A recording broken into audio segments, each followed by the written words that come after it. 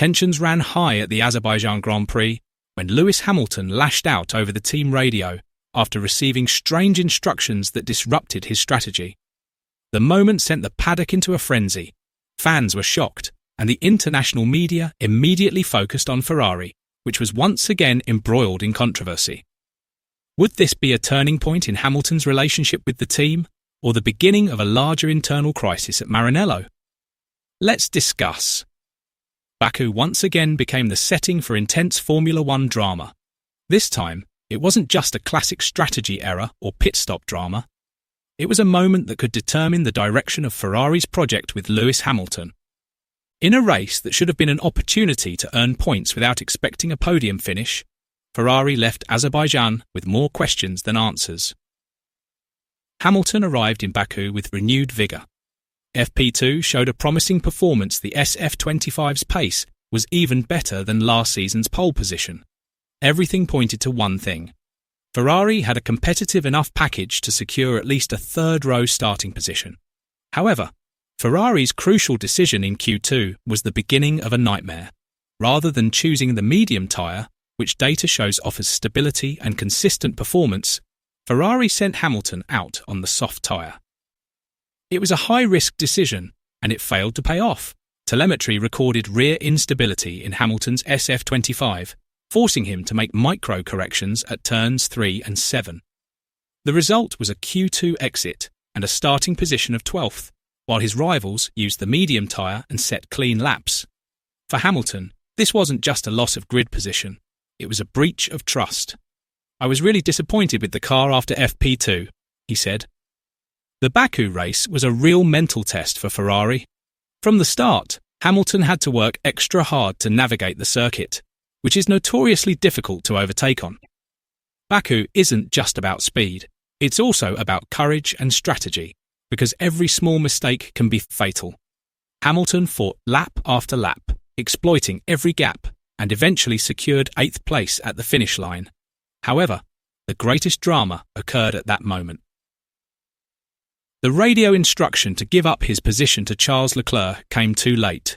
The call came at the most crucial moment, on the final lap, when the gap between the two Ferrari drivers was already small.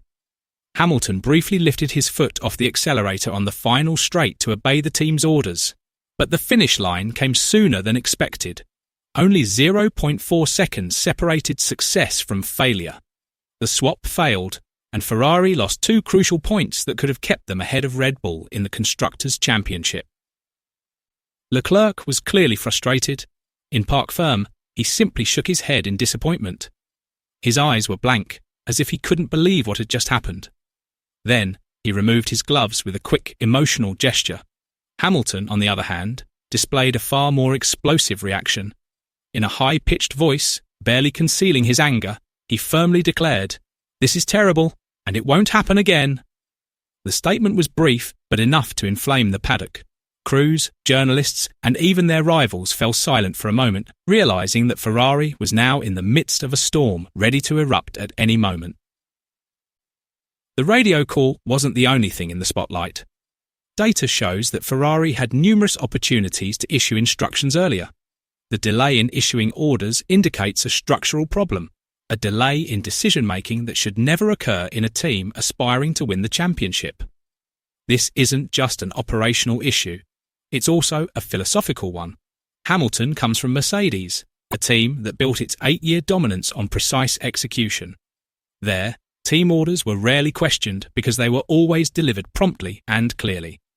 At Ferrari, however, Hamilton was forced to improvise on the final lap, not to win, not even to reach the podium, but just to fight for 8th place. Riccardo Alemi, Lewis Hamilton's engineer, finally explained the incident. In a post-race interview, Alemi admitted that the delayed radio call was an error on the part of the team that should not have happened. "We were really late. We had several opportunities to give instructions earlier, but we were too focused on monitoring the gap to the car in front of us and managing the tyre temperature," he said. Lewis was furious over the radio after crossing the finish line, although he didn't show it on camera. I think it's understandable that he was angry. He gave it his all on the medium tyres, passing 3 cars at the end of the stint, and we failed to execute the simplest part of the plan. the situation was further complicated by the fact that Ferrari now had two leaders on the track: Leclerc, the team icon who had been a mainstay for 6 years, and Hamilton, the 7-time world champion who was brought in to lead a new era. Without a clear hierarchy, any miscommunication was perceived as an injustice. This pressure was further exacerbated by public and media expectations, which constantly questioned the team's priorities. Behind the scenes, Ferrari's engineers and management had to work extra hard to maintain balance because the slightest misstep could trigger an internal conflict that would shake the team's harmony for the rest of the season. The final result in Baku may seem trivial on paper: P8 for Hamilton and P9 for Leclerc. However, the implications are far greater than just the points in the standings. Ferrari now has a narrow lead over Red Bull in the Constructors' Championship, a lead that could disappear in just one bad weekend. 2 points lost in Baku may seem insignificant today, but they could mean the difference between 3rd and 4th place by the end of the season, a result that will influence the direction of next year's car development. This result further damages Hamilton's chances of competing for the World Championship. He now trails Oscar Piastri by 203 points and George Russell by 91, deficits that will be nearly impossible to overcome unless Ferrari quickly becomes more consistent. The pressure is mounting as his former team, Mercedes, continues to consistently collect points and establish themselves as McLaren's main challenger. If this trend continues, Ferrari could lose a podium finish in the Constructors' Championship and a golden opportunity to prove that hiring Hamilton was the right move to lead the team into a new era. More significant than the race results, Baku exposed the gap between Hamilton's expectations and Ferrari's approach. Tyre issues in qualifying, late radio calls, and an unpredictable car all created a subtle but noticeable erosion of trust. Hamilton wasn't shouting over the radio like he used to. He wasn't publicly blaming the team either. However, his body language, tone of voice, and terse statements were enough to put Ferrari on alert. A world champion doesn't need to shout to express frustration. Ferrari had developed a significant upgrade package for Monza, focusing on rear stability and weight redistribution to improve the car's handling during braking. However, with Red Bull just 14 points behind, time was running out. If they failed to correct the direction of the project, they wouldn't just lose ground in the championship. They would risk losing Hamilton's trust, not contractually, but mentally. If a champion starts driving without faith in his team, his performance will suffer not because of a loss of speed, but because of a loss of motivation. Can Ferrari maintain team unity, or will we see a major internal crisis by the end of the season?